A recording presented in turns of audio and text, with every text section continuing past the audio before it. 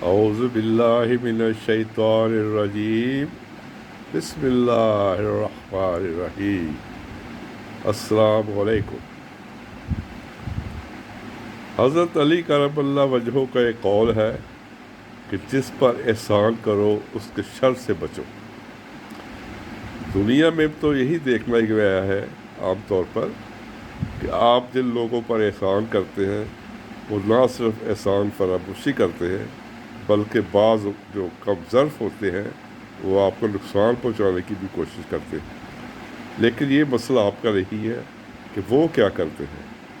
آپ کا مسئلہ یہ ہے کہ آپ نے احسان کیا، اللہ تعالیٰ نے توفیق دی،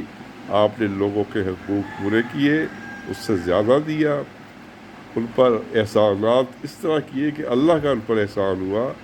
آپ تو درمیان میں تقسیم کرنے والے ہیں، دیتا تو اللہ ہے، آپ نے کیا دینا ہے یا میں نے کیا دینا ہے۔ قرآن پاک میں اولیاء اللہ کی ایک پہچان خاص طور پہ بتائی گئی ہے۔ ایک تو کہا گیا ہے کہ اولیاء اللہ جو ہے ان نبیوں کے وارث ہیں۔ اب نبیوں کی وراثت کے لیے میرٹ کیا بنتا ہے وہ بھی اللہ تعالیٰ نے قرآن میں بتا دیا کہ نہ تو انہیں کوئی خوف ہوتا ہے اور نہ انہیں کوئی غم ہوتا ہے۔ خوف ہوتا ہے مستقبل کا اور غم ہوتے ہیں ماضی کے، کہ ماضی میں یہ کیا ہو گیا تھا، وہ کیا ہو گیا، ایسے کیوں ہو گیا، میں اس سے کیوں محروم ہو گیا، وہ مجھ سے چھن گیا۔ اور خوف ہوتا ہے مستقبل کا کہ شاید یہ ملے شاید نہ ملے، میرا کیا بنے گا۔ ان چیزوں سے جو بے نیازی ہوتی ہے، ان چیزوں کو ملنا یا نہ ملنا، اس کو جو مان لیتے ہیں وہ اللہ کے ولی ہوتے ہیں۔ اس میں آپ کے ارد گرد کے لوگ بھی شامل ہیں، کون آپ سے کتنا نزدیک ہے، کون کتنا دور ہے، کون آپ سے لے کے بھی خوش نہیں ہے، کون آپ سے کچھ نہ لے کر بھی آپ سے خوش ہے۔ تو یہ ساری چیزوں سے بے نیازی جو ہے یہ اولیاء اللہ کی پہلی نشانی ہے، کیونکہ اللہ کی قربت کا یہی ایک نشانی ہے، یہی ایک ذریعہ ہے کہ آپ یہ سمجھیں کہ آپ اللہ کے قریب کیسے ہوئے۔ اگر خدا نہ خواستہ آپ کو غم ملتا ہے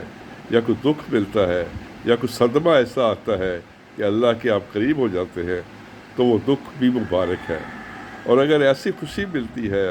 دولت ملتی ہے یا اقتدار ملتا ہے یا کرسی ملتی ہے اور آپ اللہ سے دور ہو جاتے ہیں تو وہ اللہ کی دوری جو ہے وہ آپ کے لیے عذاب ہے، کیونکہ آپ نے کچھ نہیں کھویا، کچھ کھویا ہے پایا کچھ بھی نہیں۔ اسی طرح آپ دیکھتے ہیں کہ بعض اوقات ایک دکان ہے بڑی چل رہی ہے، بڑا رش لگا ہوا ہے، تو وہ آدمی جو پیسے اکٹھے کر رہا ہے، کاؤنٹر پہ کھڑا ہو کے دھڑا دھڑ سیل کر رہا ہے، اس کو اذان کی آواز آتی ہے، دوسری اذان کی آواز آتی ہے، تیسری اذان کی آواز آتی ہے، لیکن وہ گاہکوں میں مشغول رہتا ہے۔ نماز اس لیے نہیں پڑھنے جاتا کہ گاہک چلے جائیں گے، میرا نقصان ہو جائے گا، لیکن نقصان تو وہ کر بیٹھا، اس سے نماز ہی چھوڑ دی مصروفیت کی وجہ سے۔ نماز کے لیے میں بار بار کہتا ہوں کہ اس کی معافی نہیں ہے، باقی گناہوں کی معافی ہے، اس کی معافی نہیں ہے، اس کی تلافی ہے، اس کو ادا کرنا پڑے گا۔ آج جمعہ المبارک ہے، مسجد آباد ہو جائے گی، ساری صفیں بھر جائیں گی، بعض جگہ سڑکوں پہ بھی صفیں بچھا دی جائیں گی، لیکن عصر کے وقت وہ تمام لوگ جو جمعہ کے نماز پڑھنے آئے تھے غائب ہو جائیں گے۔ وہ سمجھتے ہیں کہ جمعہ پڑھ لیا، بس اگلے ہفتے پھر جمعہ پڑھ لیں گے۔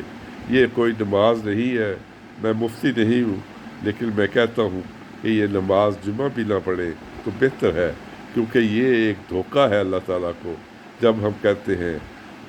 ربی جعلنی مقیم الصلاۃ ومن ذریتی ربنا وتقبل دعا،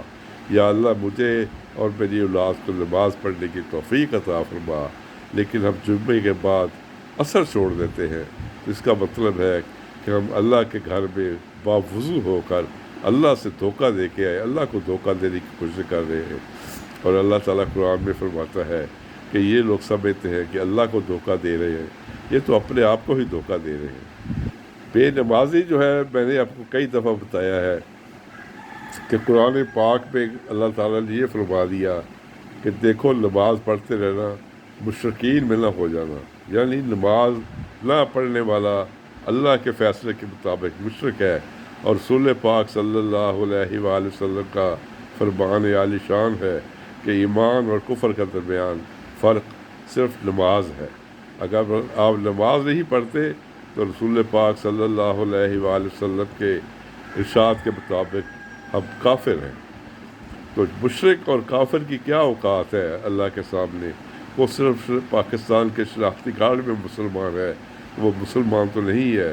صرف اس نام کا مسلمان ہے، کیونکہ مسلمان گھر میں پیدا ہو گیا، اس لیے اس کا نام بھی مسلمانوں والا ہے، اور اس کی قومیت بھی پاکستانی ہے، اور اس کا مذہب اسلام ہے۔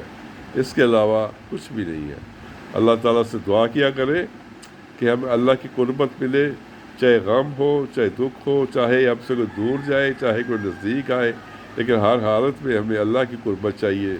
اس کے لیے قربت کے لیے 5 ٹائم کی نماز بھی ضروری ہے، اور اگر کوئی آپ سے دور ہوتا ہے تو بے نیاز ہو جائے، اس کی اپنی قسمت ہے کہ وہ آپ سے دور ہو رہا ہے، اور جو نزدیک آ رہے ہیں ان کو گلے لگائیں۔ دور جانے والے کے لیے بھی اپنا دروازہ کھلا رکھیں کہ جب آئے آپ خوشی خوشی ان کو خوش آمدید کہیں۔ اللہ تعالیٰ ہمیں اپنی قربت عطا فرمائے، اور رسول پاک صلی اللہ علیہ وآلہ وسلم کے نقش قدم پر چلنے کی توفیق عطا فرمائے، کیونکہ اسی میں دنیا کی اور اسی میں آخرت کی فلاح ہے۔ آمین ثم آمین یا رب العالمین۔